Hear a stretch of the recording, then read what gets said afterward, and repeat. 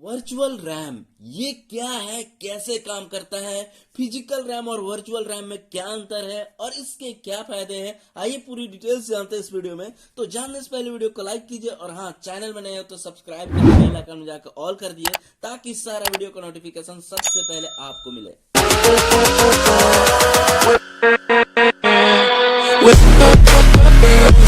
किसी भी स्मार्टफोन में रैम का बहुत बड़ा भूमिका होती है जिससे हम गेमिंग एंड मल्टीटास्किंग एंड किसी भी तरह का काम करते हैं स्मार्टफोन में।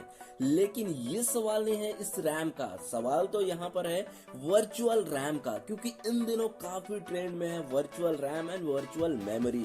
इसके बारे में पूरी डिटेल्स जानते हैं। सबसे पहले तो बता दूं, वर्चुअल रैम ये स्मार्टफोन का इंटरनल हिस्से का ही एक काम के लिए रिजर्व करता है, जो कि स्मार्टफोन में के लगे रैम के अलावा अतिरिक्त रैम की जरूरत होती है। तो यहाँ पर से ये काम होता है। आखिर में जानते हैं कि virtual RAM and virtual memory दोनों सेम होते हैं या अलग होते हैं। Virtual RAM and virtual memory दोनों सेम होते हैं।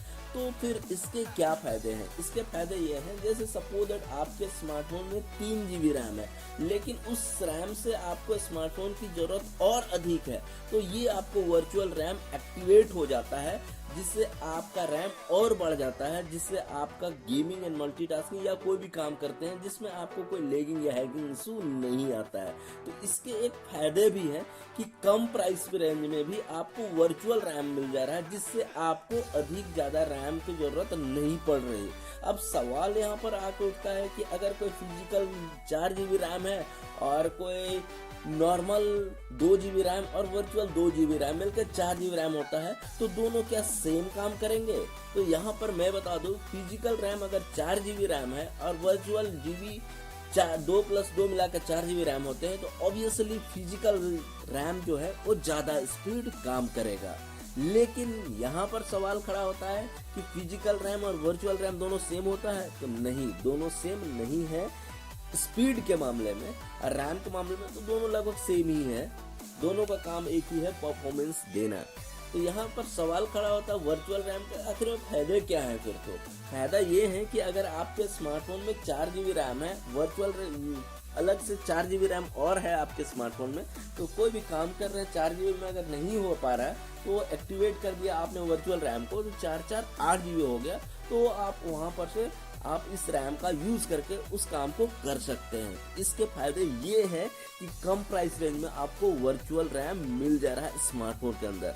आपको कमेंट सेक्शन में कमेंट करना है क्या कि आपके स्मार्टफोन में वर्चुअल रैम है या नहीं है, या इसके बारे में आपको पहले से पता था वर्चुअल रैम क्या होता है, नहीं होता है।